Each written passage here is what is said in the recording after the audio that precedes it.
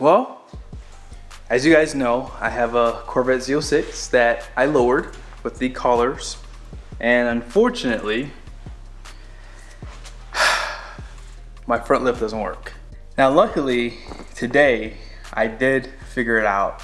This is basically the next day. Here's what I'll tell you guys. If you're doing upgrades like this, especially if you're doing it by yourself, because I've never owned a Corvette before, you have to take pictures. I think I said it in the video I did for the install. Take pictures of everything before you put it, or really before you take it apart. And then that way, when you go to put it back together, you can see the orientation of everything. So luckily I did take pictures and I did figure out what happened. So this video might be very helpful for someone who's doing this in their dark garage on jack stands. So if you're planning on doing this upgrade, watch my install video. I'll probably put it at the end of this one, and then I'll discuss a few things that might be helpful.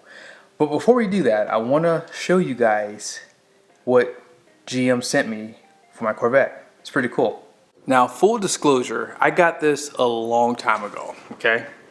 And I just kind of forgot about it. It was just sitting in my closet. So I don't know if you get this if you only order your car or whatever. Maybe if you buy one, I'm pretty sure everyone gets this. But yes, this is what GM sent me.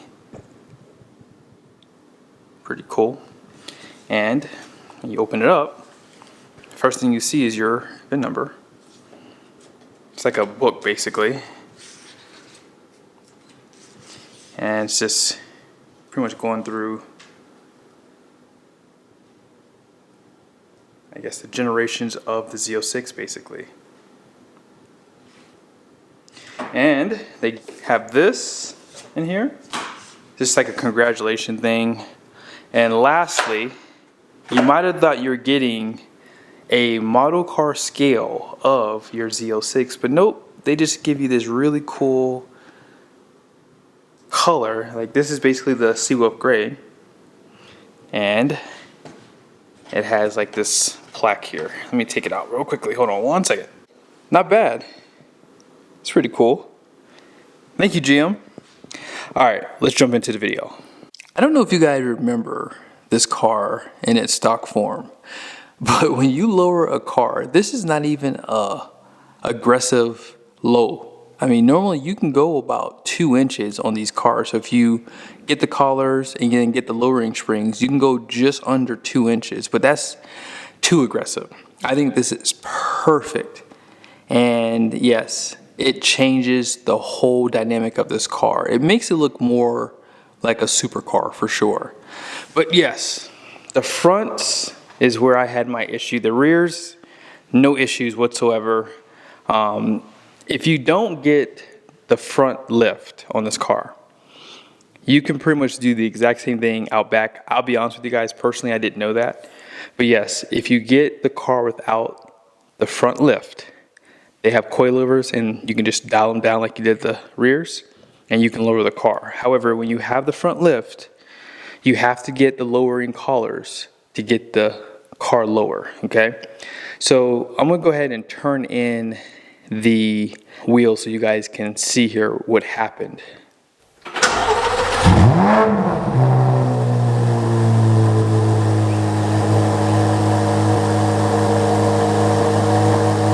That never gets old. But I don't know if I can show it to you guys with my big camera. I might have to switch to my phone. Oh yeah, I'm gonna have to switch because I need more light. And yeah, you won't be able to see unless I take off the wheel. So here, let me switch cameras real quickly.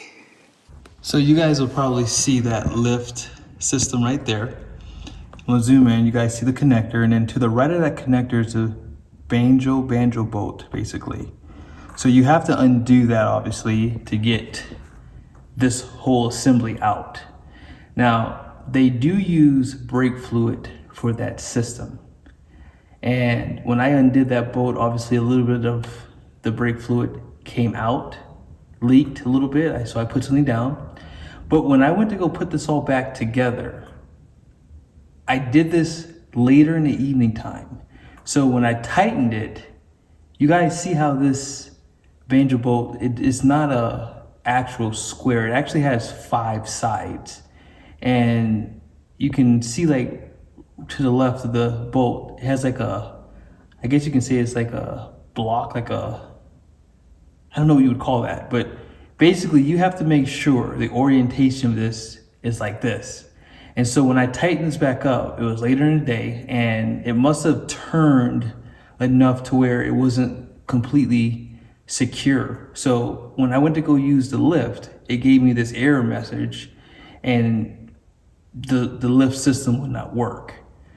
So to add on to the issue that I had, I also washed the car while it was on jack stands. I cleaned the wheels, all that stuff, so the ground was wet. So I didn't even notice that the banjo bolt was even leaking because the ground was already wet. So when it was leaking on the ground, I didn't even notice it. Now, it didn't leak a lot either, but I did notice it when I put the wheels back on and moved the car. I went and drove it just to make sure, everything was good. I didn't get any other messages. I then came back, put the car back on jack stands just on the front to see what was happening, and then I noticed that the bolt was leaking. So it took me some time because I also went online just to check and see if I needed to reset something or whatever. But once I tightened that bolt down, I was great. Now, I know that there's a copper, like, I guess, O-ring that goes in there. I think Horsepower Obsessed, he just did a recent video. I saw that he showed that. And he does really good install videos, so probably better watch his than mine. But I will say, it's always good to get a lot of different ideas on how to do this the easiest way. But I took a picture of the banjo bolt, and when I confirmed that it was not secure or it wasn't on there correctly, that's how I was able to determine that that was my issue. So basically, my lift system does work. So I say all that to say this: take good pictures before you disassemble. And even after you've taken the pictures, take good pictures of the coilover while it's out of the car. That way you have a reference. Make your markings everywhere you feel like you need to. And that way when you go to put all this back together, it goes back exactly the way you took it out. Because I've heard that not doing that could potentially have issues in the future for you. So I will show you guys some of my photos that I took, just to give you an example. There's some here right now. These are some of the pictures I took. And that way when you go to put this back together, because for me, I was working on this and other things that day, so I really wanted to make sure I remembered how everything went back in. And I think that if you do that, you will have no issues whatsoever. And like I said, the only reason why I even noticed the banjo bolt was because of the picture. I looked at the picture and then I looked at that and I said, that's my issue. So when I undid it and made sure it was turned the correct way, and I topped off the reservoir with I think it's brake fluid that they put in there, I was good to go. So yes, make sure you check that and you won't have any issues. So let's go ahead and check out the front lift, that way you guys have an idea of how much it goes up.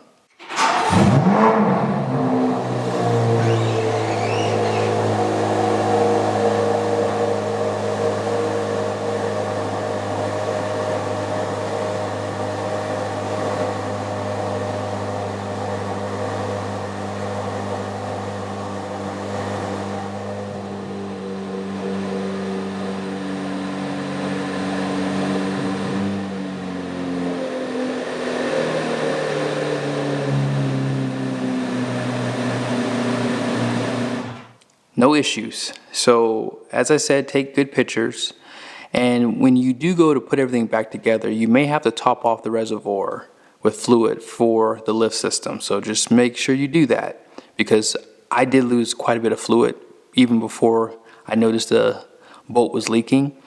But once you top off the system, be sure to run or cycle the front lift about 10 times, they say, up and down.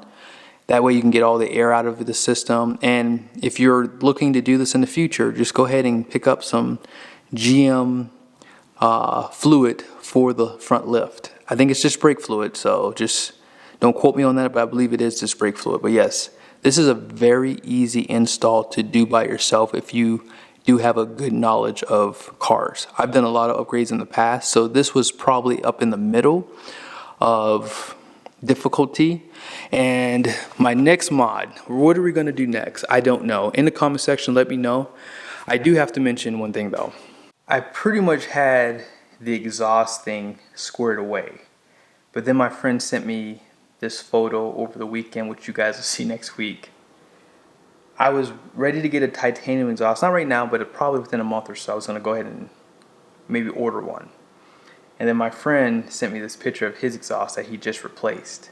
Now, I'm pretty much not sure if I want to go titanium, but we'll do a video on it soon. I'll give you guys some wisdom here because I'm very slow to do things simply because I don't want to spend money and have to spend money twice. I've done that in the past, so I've learned to go a little bit slower. And when he sent me that photo, even though he still believes in titanium exhaust, he has crazy money, so he can do these types of things. He doesn't care if he has problems. So yes, titanium exhausts are lighter and they do help a little bit with the sound, not a lot, because I actually heard back-to-back titanium versus stainless steel, and if they were the same systems, maybe I would have been able to really give you a definitive answer, but it just seemed like they were about the same. But the weight savings is what I was after. I've seen like 40, 50 pound weight savings by going titanium. But yes, Fab Speed is pretty much back at the top of the list again. I was getting away from them because they were the most expensive option,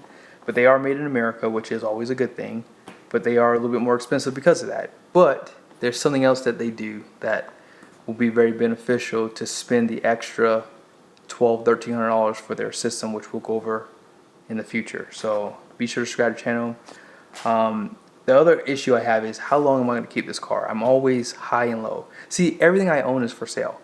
It's never not. My truck is for sale. My wife's car is for sale. And the reason why is because if someone's willing to pay a little bit more for it because they want it, because they know I take care of my stuff, it's always available for sale. And so again, let me know your guys' thoughts. See you guys soon.